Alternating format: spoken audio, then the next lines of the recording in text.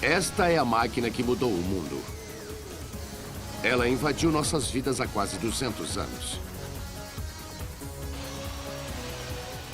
Capaz de chegar a velocidades de até 515 km por hora, seus trilhos de aço estendem-se a todas as partes do planeta. Descubra como a máquina mais importante que jamais foi construída está ampliando os limites das conquistas tecnológicas.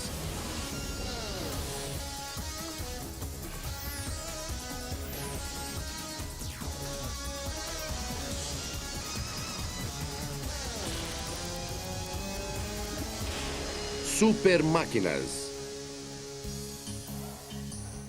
Trens. Este é o trem mais rápido do mundo. Criado com tecnologia de ponta e projetado por computador, ele é o produto de 200 anos de inovações e experiências. Este é o TGV francês, ou Train à Grande Vitesse.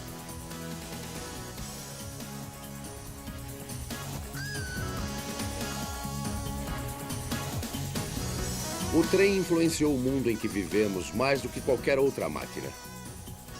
Para milhões de pessoas, ele é o máximo em locomoção rápida.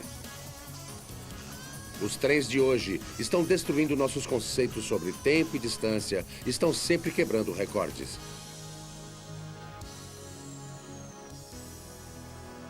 Em maio de 1990, a Companhia Ferroviária Nacional da França, CNSF, levou o mais rápido dos trens ao seu limite para saber a que velocidade ele poderia chegar. Após meses de pesquisa, o TGV quebrou o recorde mundial de velocidade. RAM 325 au PK 152, RAM 325 au PK 152.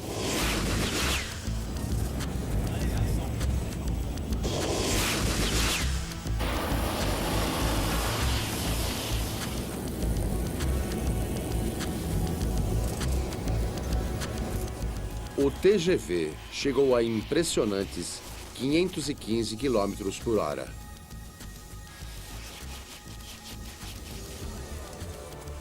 Para frear e parar a essa velocidade, é necessária uma distância de 32 km. Nunca será permitido aos trens convencionais atingirem essa velocidade. Se os trens tivessem que manter uma distância de 32 km uns dos outros, seriam poucos a oferecer um serviço eficiente aos passageiros.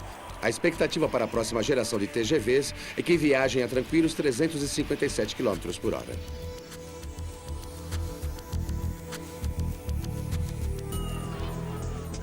O primeiro serviço regular de trens de alta velocidade começou em outubro de 1964, quando o Japão mostrou ao mundo uma nova visão para ferrovias intermunicipais. O sistema, com 480 quilômetros de trilhos dedicado exclusivamente ao transporte de passageiros, era capaz de transportar mais de 6.000 pessoas por hora à velocidade média de 160 quilômetros. Era confiável, rápido, eficiente e semelhante ao metrô com mais vagões. O seu formato aerodinâmico rendeu-lhe o nome de trem-bala.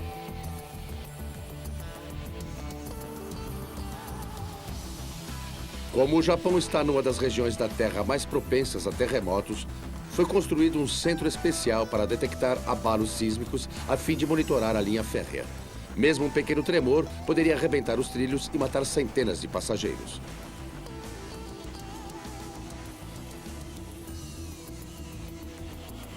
O sistema de sinalização era igualmente inovador. Ao invés dos tradicionais postes de sinalização, os dados eram transmitidos eletricamente ao longo dos trilhos e levados diretamente à cabine do condutor. O trem-bala foi uma conquista impressionante. Todos os dias, mais de 160 trens viajam pela linha em alta velocidade. Seu sucesso impulsionou o desenvolvimento de muitos outros sistemas férreos intermunicipais ao redor do mundo.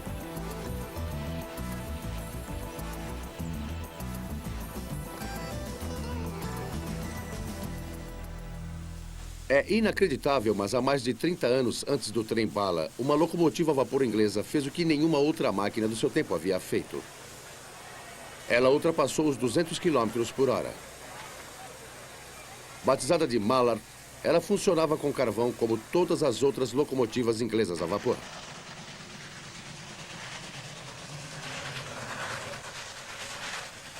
No dia 3 de julho de 1938, num trecho de 800 metros de trilhos na Inglaterra, Mallard atingiu a espantosa velocidade de 201,6 km por hora, quebrando o recorde mundial.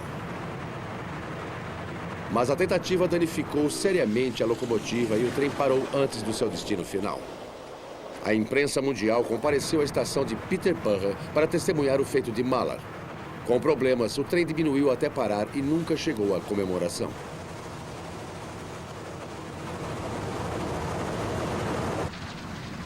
Desde então, nenhuma locomotiva a vapor quebrou o recorde de Mallard.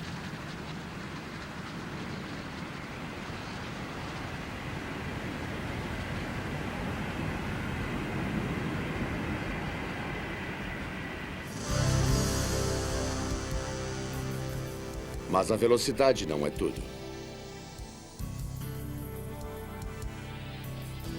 Essa já foi chamada de a mais bela máquina a vapor do mundo. A Daylight da Southern Pacific é a única locomotiva a vapor com desenho aerodinâmico que foi preservada nos Estados Unidos. Quem cuida dela é Doyle McCormack, maquinista da empresa.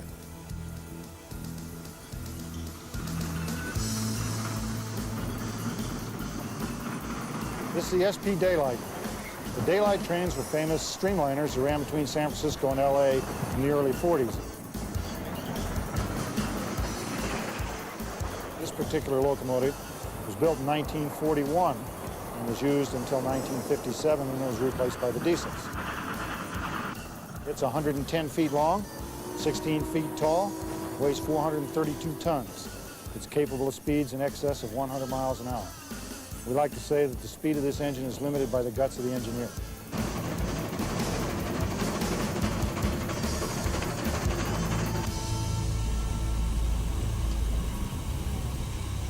People think steam locomotives are like automobiles. You get in, you put the key in, you start them up. That's not the case. You have to make steam. To make steam, you have to boil water. This particular boiler holds over 5,000 gallons of water. When you put it in there and it's cold water, you have to heat that water up to boiling before you even start to make steam, regardless of pressure. So to heat up 5,000 gallons of water, you think about boiling tea on a teapot on the stove. You're talking about a quart of water, how long it takes to boil a quart. Multiply that times 20,000, and that's why it takes 10 hours to fire one of these up.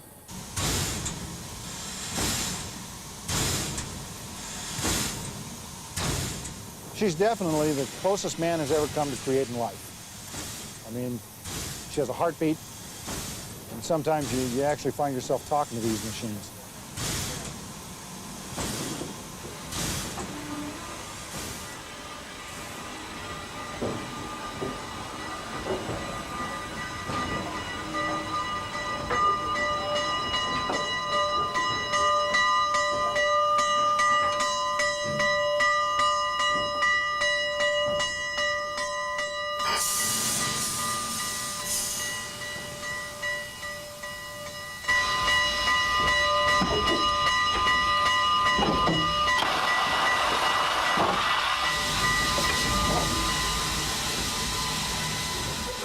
Operar uma máquina a vapor como a Daylight é um desafio muito maior do que conduzir uma moderna locomotiva a diesel. When you operate a diesel locomotive, most of the functions are automated. It's like a new car with automatic transmission, cruise control, all the amenities. When you get on a steam locomotive, it's like being on a Model T Ford. Everything is manual. There are no automated systems on a steam engine. So you have to listen to the locomotive and be able to interpret the sounds and the vibrations in the feel, just like when you drive a car with a stick shift, you have to know when to shift gears. With a steam locomotive, it's the same, not really the same functions, but similar functions. With the reverse gear, you basically shift gears. You have to listen to the engine and how it's running. They say they're like women, and you have to let them talk to you, and they'll tell you what they need.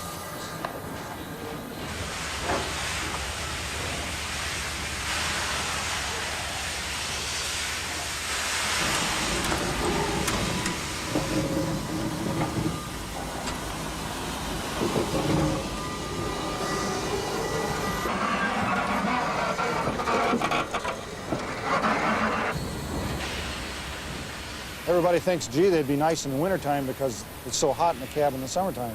but in the wintertime, they're cold in the cab, even with all the heat. In the summertime, they're almost unbearable. We took this locomotive to Yuma, Arizona in 1984, and the temperature outside the cab was 111 degrees. Inside the cab, it was probably 120, 130 degrees in there. You couldn't physically touch anything in there without burning your hands. You had to be drinking something all the time, or it would dehydrate you in a matter of minutes. Puxando em média 12 vagões, a Daylight queima 45 litros de óleo e ferve 450 litros de água a cada 1.600 metros.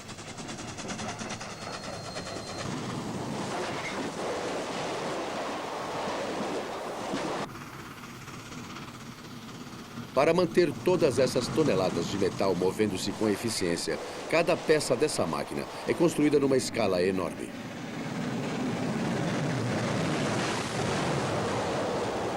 To give you an idea of the mass we're talking about here and the dynamics, these wheels are 80 inches in diameter. Every time they go around one revolution, you go 21 feet down the track. In any rotating machine or engine, you have what they call combined reciprocating weight.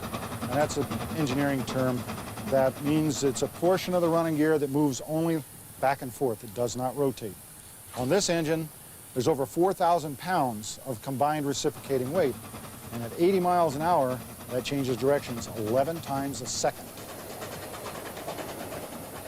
When you look out the window at 80 miles an hour and you watch these rods going around, it's enough to put the fear of God in it. Because if they come loose, there's hair, teeth, and eyeballs all over the right-of-way. And most of them belong to the engineer.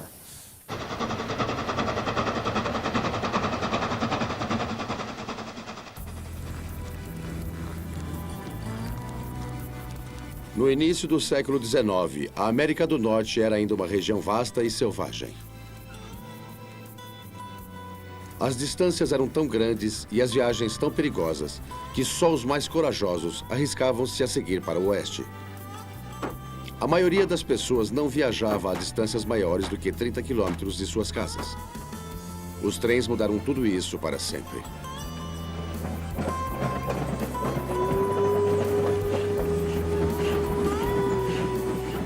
This locomotive is the American train. It's called the American Standard, and it was sort of very helpful in building the Old West. It hauled passengers out west. This particular locomotive used to haul lumber up to Virginia City, Nevada, into the mines, and on its way back, it hauled the silver back out down to Carson City and then on to San Francisco. So it did have a significance in building the Old West.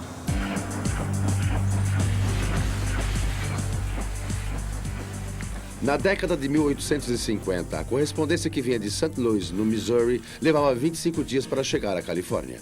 Para encurtar esse tempo, em 1861, o Congresso norte-americano determinou a construção de uma ferrovia que atravessasse o país, ligando a costa leste à costa oeste. 80 anos depois, os trilhos da Union Pacific encontraram os trilhos da Central Pacific em Promontory, no Utah. Para comemorar esse acontecimento histórico, um cravo de ouro foi colocado no último dormente de madeira.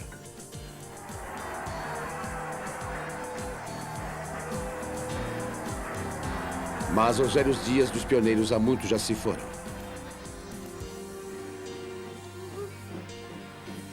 No Museu Ferroviário do Estado de Nevada, em Carson City, as únicas locomotivas do tipo American Standard, ainda operacionais, são carinhosamente preservadas.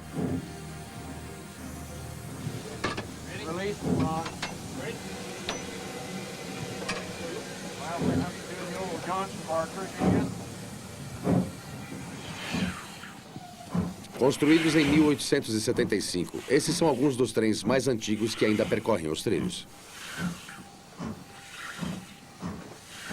Essas velhas locomotivas queimam madeira para gerar vapor.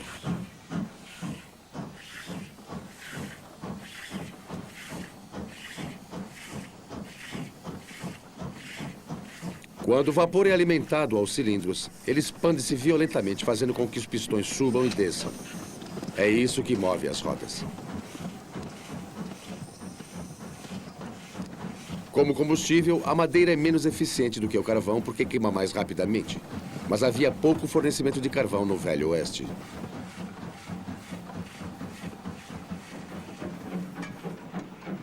Essas máquinas abriram novos territórios para os colonizadores. Para os que enfrentavam os perigos e o isolamento de viver no oeste, os trens eram a linha da vida.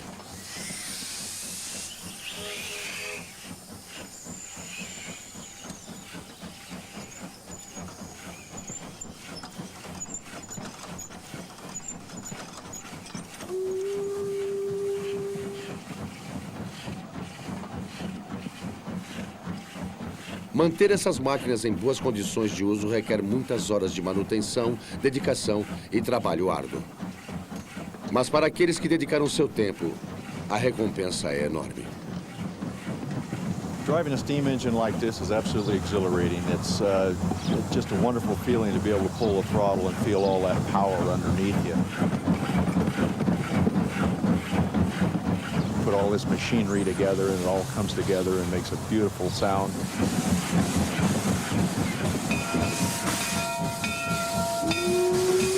It's just absolutely fantastic. It's one of those feelings you just can't describe. It's kind of like taking your first flight in an airplane. It's just exhilarating.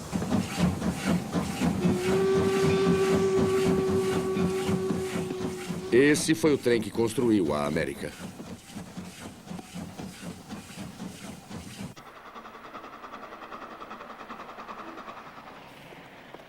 Não demorou muito para que o cavalo desse lugar ao cavalo de aço.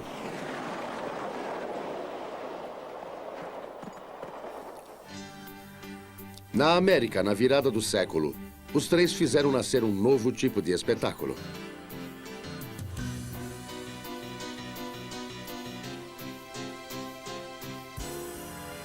Ricos empresários adquiriam velhas locomotivas, aceleravam-nas ao máximo e faziam-nas colidir na frente de milhares de pessoas. Enquanto suas fortunas cresciam, os atos ficavam cada vez mais audaciosos.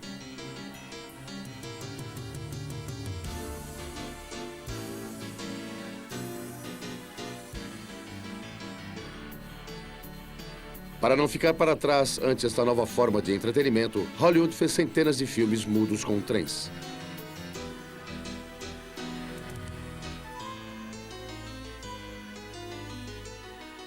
As tramas não eram muito convincentes, mas a plateia não se incomodava. Tudo que queriam ver era a colisão dos trens.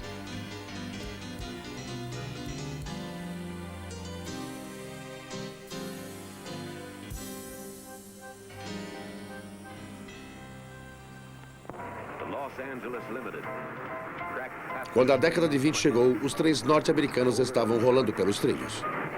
The Columbine. 6 million Americans ride Union Pacific passenger trains in 1922. Flappers walk down the aisles, take the grand tour of the American West. A little soot from the coal burner up front. Enjoy the luxury of a hot shower at 60 miles per hour across the Wyoming plains. The automobile is in its infancy.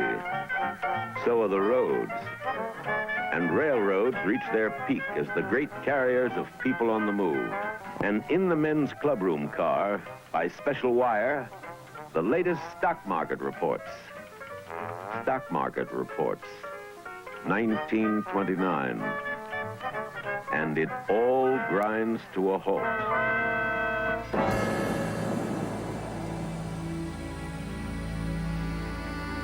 A Grande Depressão quase parou completamente os trens nos seus trilhos.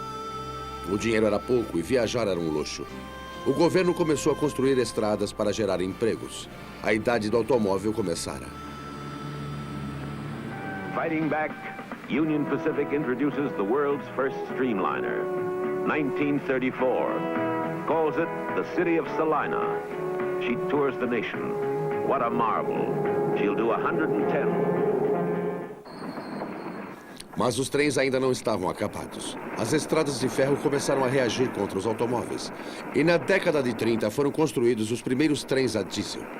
Talvez os mais bem-sucedidos deles tenham sido os Zephyrs.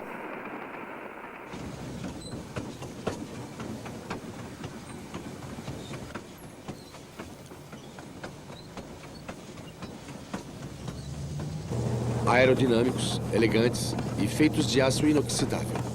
Estava deflagrada a batalha entre as ferrovias na disputa pelos passageiros e por maiores velocidades.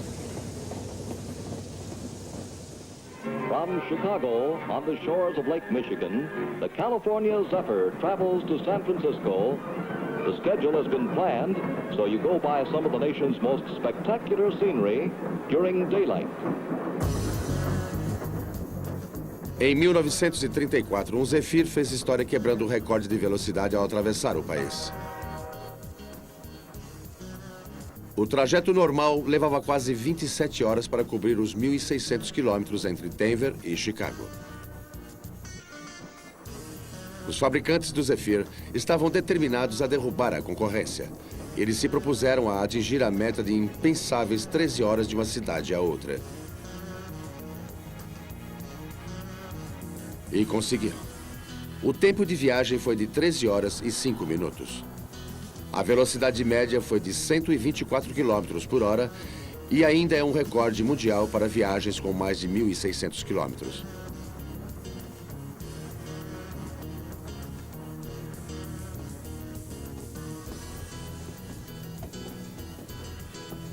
As constantes tentativas de quebrar os recordes de velocidade atiçaram a imaginação do público. Mas apenas a velocidade não era suficiente para recuperar os negócios. O automóvel ainda estava roubando passageiros das ferrovias.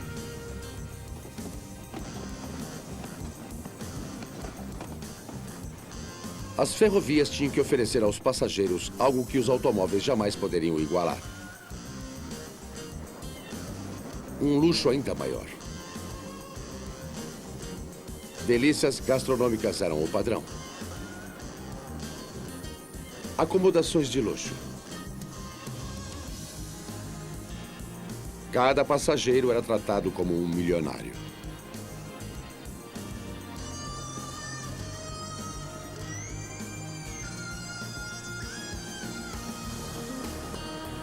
Os trens americanos eram os mais rápidos, maiores, mais potentes e mais confortáveis em todo o mundo.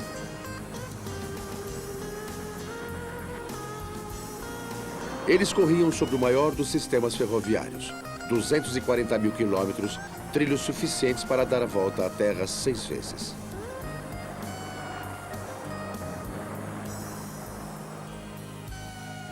Mas no final da década de 50, os tempos áureos dos trens de passageiros norte-americanos acabaram. Os automóveis foram um golpe duro, mas o avião foi devastador.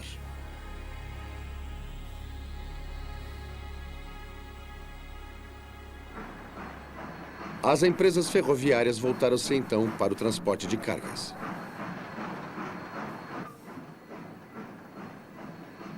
As maiores locomotivas que o mundo já viu eram as Big Boys, da Union Pacific. Tinham 40 metros de comprimento e 3 metros de largura. Com 450 toneladas, pesavam 1,5 vezes o equivalente a um jato jumbo. A locomotiva consumia uma tal quantidade de carvão que tinha que ser alimentada mecanicamente.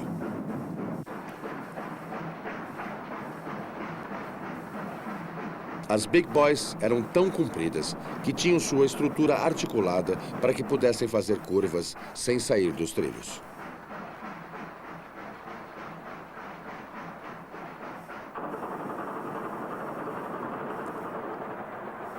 "25 desses gigantes foram construídos entre 1941 e 1944. Essas locomotivas foram usadas principalmente para puxar cargas muito pesadas através das encostas íngremes das montanhas Wasatch, em Utah. Elas subiam quase 800 metros puxando 4.000 toneladas. Elas eram tão potentes que conseguiam puxar um trem com quase 9 quilômetros de comprimento. E apesar de seu imenso tamanho, as Big Boys chegavam a velocidades de 128 km por hora. Apenas 7 das 25 originais foram preservadas, mas nenhuma está em condições operacionais. Esta é a irmãzinha das Big Boys, a Challenger da Union Pacific.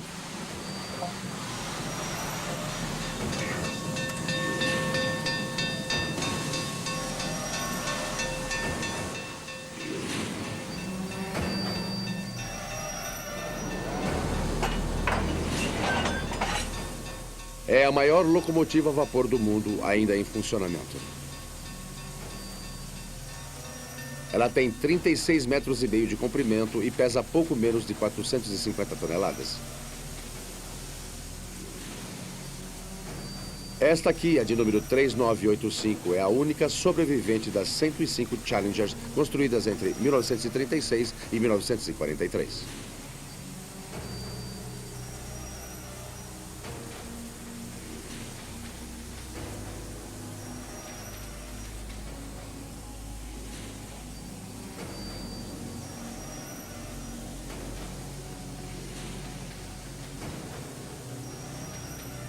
Ela tem capacidade para 95 mil litros de água e 23 mil litros de óleo combustível.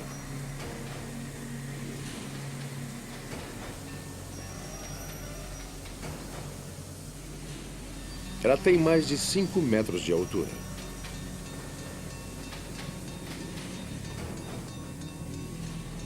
Suas rodas enormes têm mais de 1,80 m de diâmetro.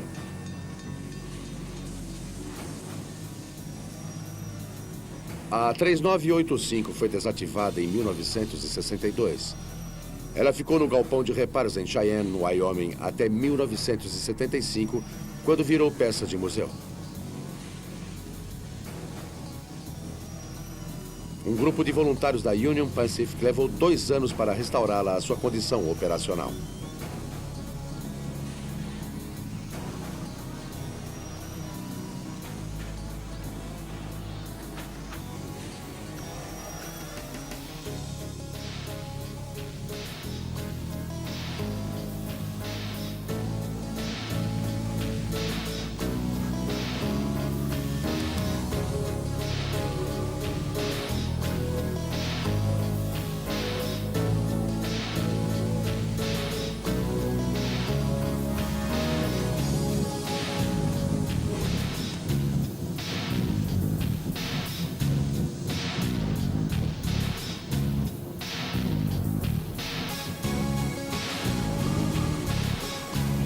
Adiciona-se areia à caldeira. Isso dá pressão aos tubos da Challenger e limpa toda a fuligem que pudesse bloqueá-los.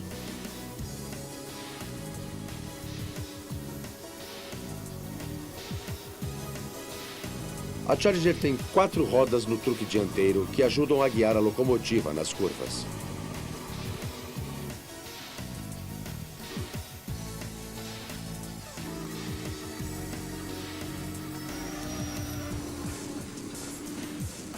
Como as Big Boys, a estrutura da Challenger é articulada, facilitando as curvas.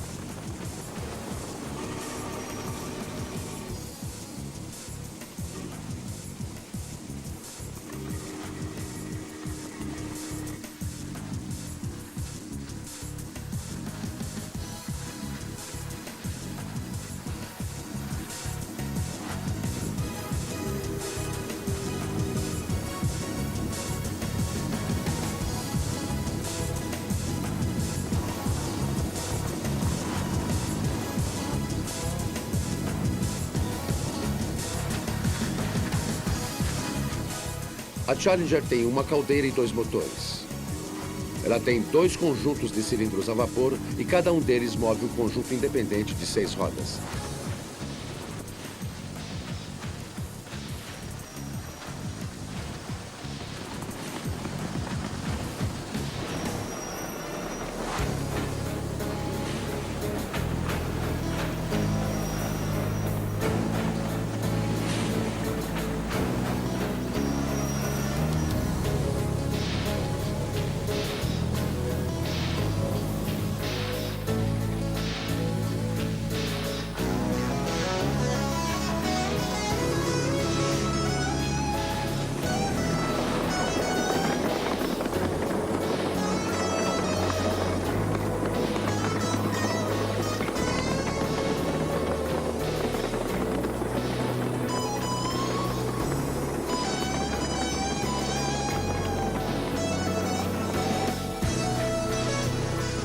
Como aconteceu com todas as locomotivas a vapor dos Estados Unidos, o reinado das Challengers chegou ao fim. A dura concorrência dos aviões e automóveis que prejudicaram as ferrovias norte-americanas não foi problema na Europa. As distâncias eram menores E nas economias devastadas pela Segunda Guerra Mundial, os automóveis estavam além das posses da maioria. Talvez seja por isso que os trens europeus são um sucesso incomparável. A empresa ferroviária francesa SNCF é líder mundial em tecnologia de trens de alta velocidade. Seu TGV, o trem mais rápido do mundo, chega normalmente a uma velocidade máxima de 298 km por hora.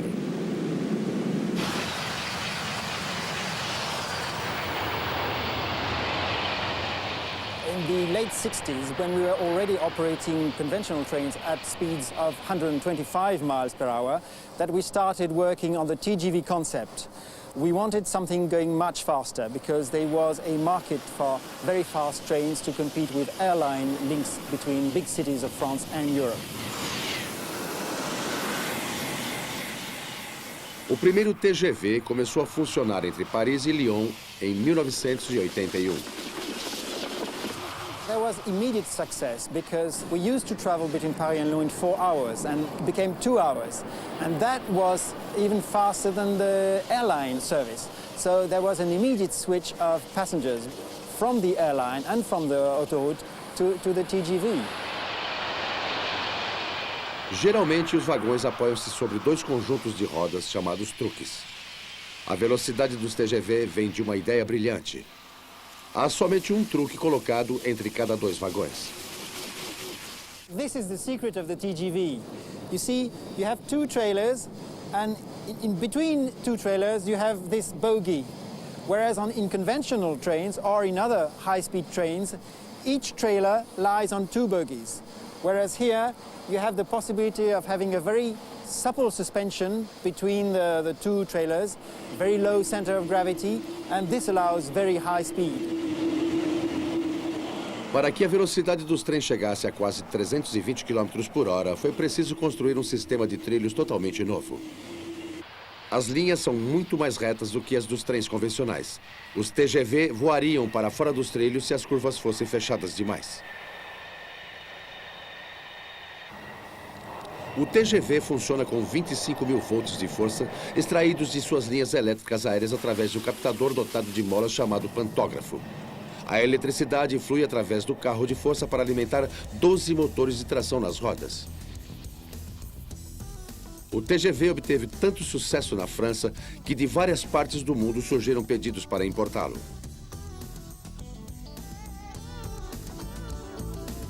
Atualmente, as ferrovias norte-americanas estão reagindo e criando seus próprios trajetos de alta velocidade. Na Flórida, há planos para uma linha ligando Miami, Orlando e Tampa. É a Amtrak, que está desenvolvendo uma linha de alta velocidade entre Washington, Nova York e Boston.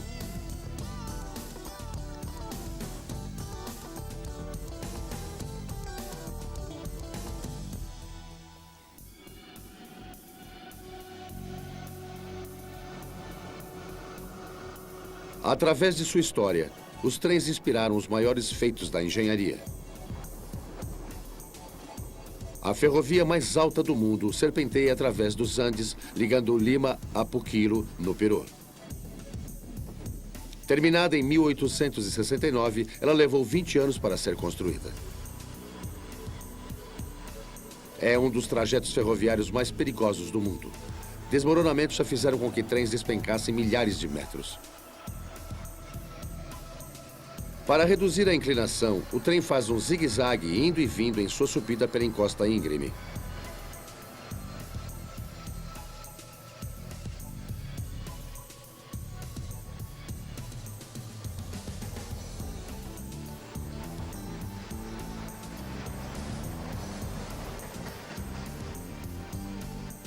À medida que sobe a mais de 3.000 metros de altitude, o ar torna-se perigosamente rarefeito. Este é o único trem do mundo em que há fornecimento de oxigênio.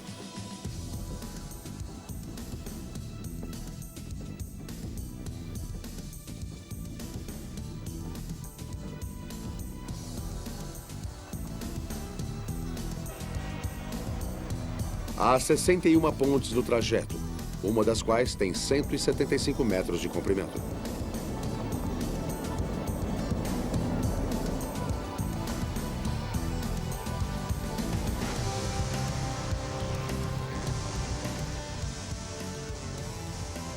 Finalmente, o trem chega ao topo do mundo. Ele atravessa os Andes a mais de 4.800 metros acima do nível do mar. Só um avião poderia levar você ainda mais alto. Mas apesar de sua incrível altitude, a ferrovia andina evita as encostas extremamente íngremes.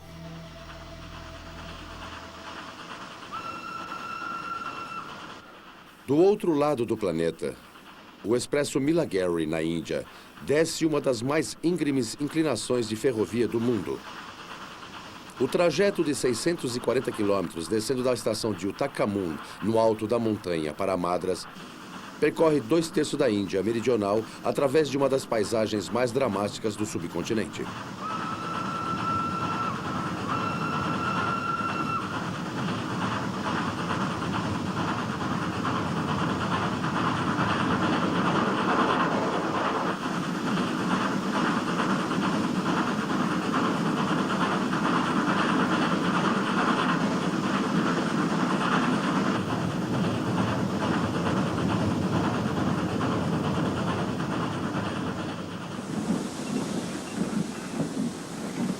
Na parte mais íngreme da descida, rodas dentadas sob o trem agarram uma grade colocada entre os dois trilhos.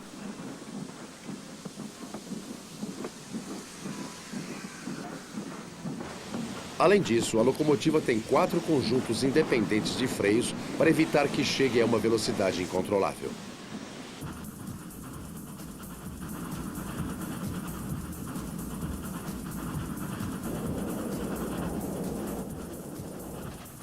A lenta descida leva 16 horas a uma velocidade média de apenas 13 km por hora.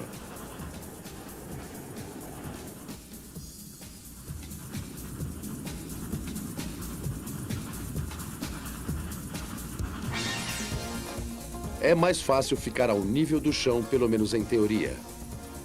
Mas aqui o desafio é a resistência. Esta é a ferrovia transcontinental na Austrália. Ela vai de Sydney a Perth, quase a mesma distância que há entre Nova York e Los Angeles. Os primeiros trilhos foram assentados na década de 1850. Para completar a ferrovia, foram necessários 120 anos. Chamada de Indian Pacific, ela para apenas em pequenos vilarejos. Portanto, o trem tem que levar tudo a bordo para atender a seus passageiros durante a viagem, que leva 72 horas. 56 quilômetros a oeste de Sydney, o trem encontra seu primeiro obstáculo, as Montanhas Azuis. No início do século XIX, era aqui que a Austrália terminava. As montanhas não são muito altas, chegam a 900 metros de altitude. Mas durante muitos anos, a combinação de mata fechada e superfície de pura rocha tornou-as intransponíveis. Uma cadeia de túneis abertos na rocha através de explosão permite que o trem atravesse as montanhas. Daqui em diante, ele vai passar por 3.800 quilômetros de deserto plano. Esta é a planície de Nullarbor, na Austrália Ocidental. É um platô desolado e plano como a superfície do mar.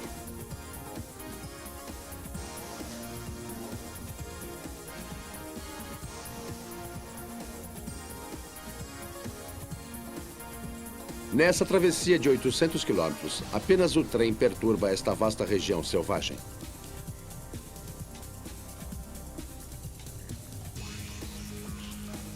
Os trilhos são retos durante 460 quilômetros do trajeto através da planície. É a maior reta ferroviária do mundo. Tudo que o condutor vê durante 5 horas e meia são 2 linhas perfeitamente retas que se encontram no infinito.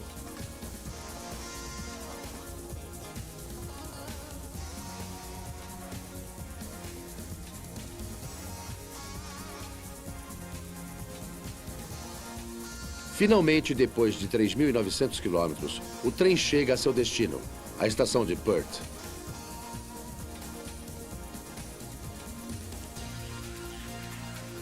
Em comparação, uma reta de 38 quilômetros entre Londres e Paris não é nada, exceto pelo fato de que ela está no fundo do mar a uma profundidade de 75 metros.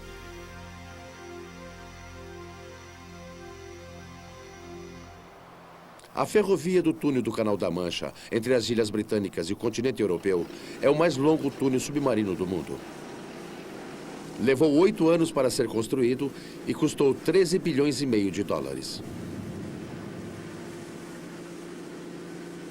Essas imensas broqueadeiras foram especialmente construídas. A maior tem um diâmetro de 8,5 metros e pesa mais de 1.500 toneladas. Os dentes das cortadeiras são feitos de carbureto de tungstênio que consegue atravessar o calcário percorrendo mais de 800 metros por mês.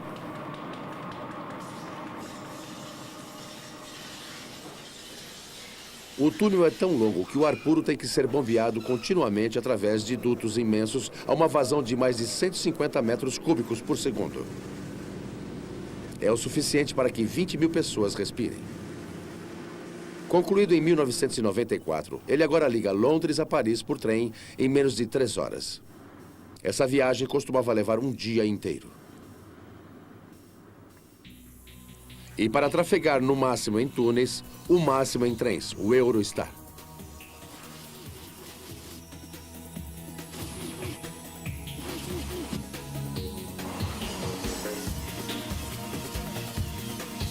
Ele é uma versão avançada do veloz TGV.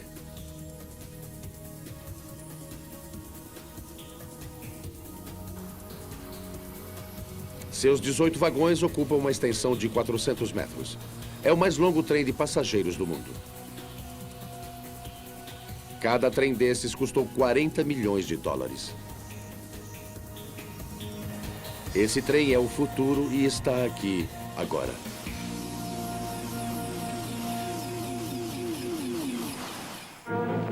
High-speed tests for the half-size experimental Aerotrain were a success on a recent trial run held near Paris. The train runs on a cushion of air, a kind of hovercraft, along a single rail of concrete, and is propelled by a turbine engine equipped with booster rockets. The test is about to begin. The turbine alone was used to get the train underway. Rockets were activated at the halfway point. The Aerotrain reached a speed of close to 200 miles an hour, a record for this type of air cushion transport. The train is now ready for full-size commercial production. Quando o projeto do Aerotrain foi proposto, parecia coisa de ficção científica. Projetistas sempre tentaram inventar trens que mudariam o mundo. Inventores vitorianos sonharam com um sistema ferroviário completo embutido nas rochas sob a cidade. Era um sonho que se tornou realidade.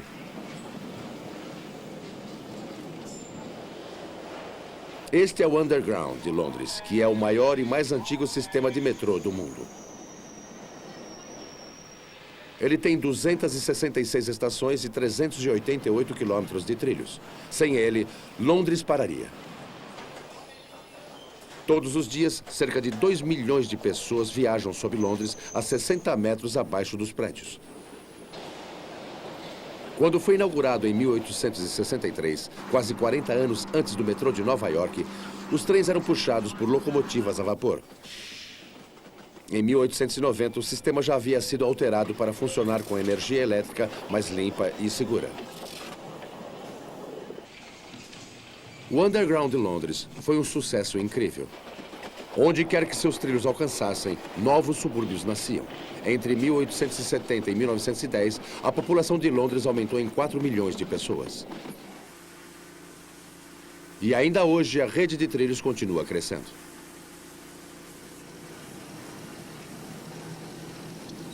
O maior projeto de engenharia da Europa é a construção de uma nova linha do Underground com 32 quilômetros que vai passar 8 vezes sob o Tâmisa.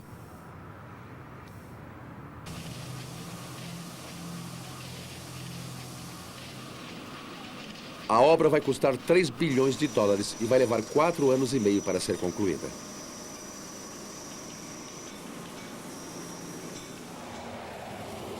Mas é fora das cidades que a tecnologia inovadora em ferrovias encontrou o seu lugar. O Eurostar e o túnel sob o Canal da Mancha mudaram o mapa da Europa.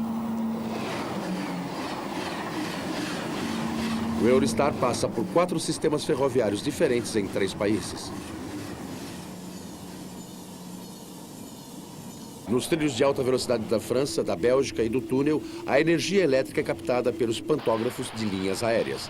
Mas na Inglaterra há um terceiro trilho eletrificado que fornece energia. Portanto, o trem também tem sapatas retráteis para fazer o contato.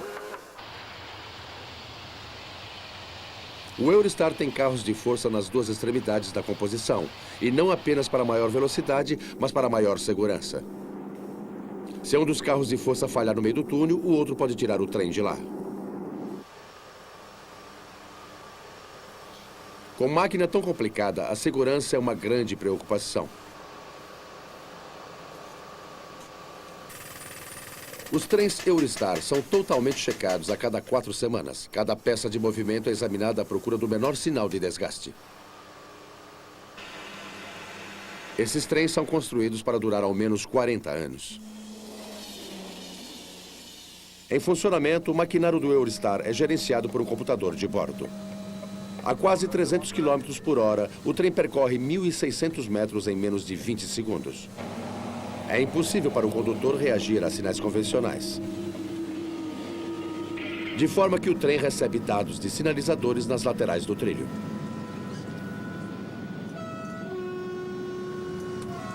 O computador mostra o limite de velocidade para cada trecho do trajeto, tanto em quilômetros como em milhas por hora. Se o condutor exceder o limite de velocidade, o computador automaticamente para o trem. Antes de entrar para o uso comercial, cada novo trem é testado em cada sistema diferente de trilhos. Bon, Jean-Jacques, si tu pouvais me faire les manips lors d'un palier à 260 également, s'il te plaît.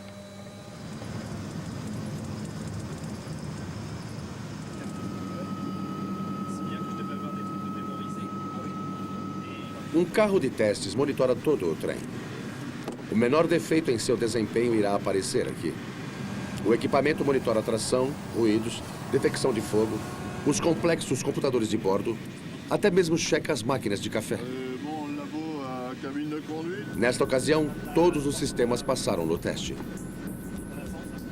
A checagem final é feita na parada de emergência. É preciso passar neste teste antes de entrar para a ativa. Sem isso, muitos passageiros podem morrer. Este é o trilho de alta velocidade entre Paris e Calais. Nesse trecho, o trem atinge velocidade máxima. Essa será a primeira vez que esse trem chegará a 298 km por hora.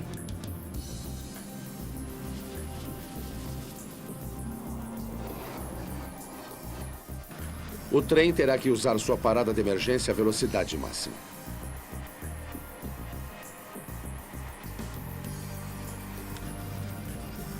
Nos horários de pico, esses trens correm com intervalos de menos de 3 minutos entre um e outro.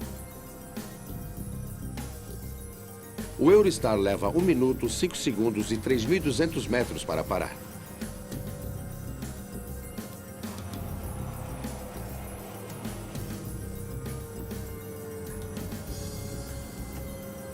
Ele conseguiu. O trem está agora pronto e seguro para viajar.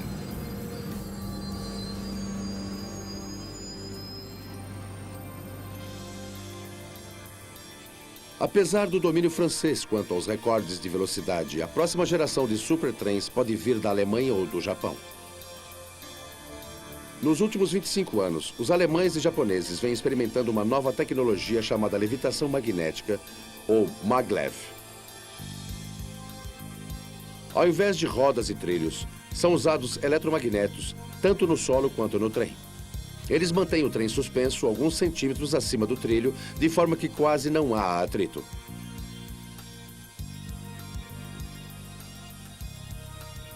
O trem não tem rodas e não tem motor. Ele funciona com um motor linear, ou seja, uma fileira de eletromagnetos ao longo dos trilhos. Eles são ligados e desligados numa sequência rápida que causa o movimento do trem para a frente.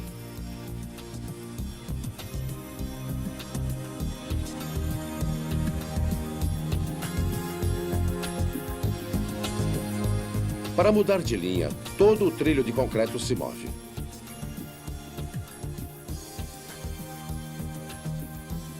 A Alemanha detém o recorde de velocidade do maglev. Em 1990, o trem chegou a 448 km por hora.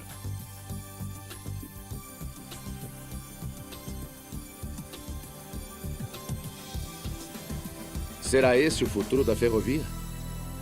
Na Alemanha, planeja-se um trajeto entre Hamburgo e Berlim. Mas essa espantosa tecnologia é cara e complexa. Sempre haverá lugar para os trens mais convencionais.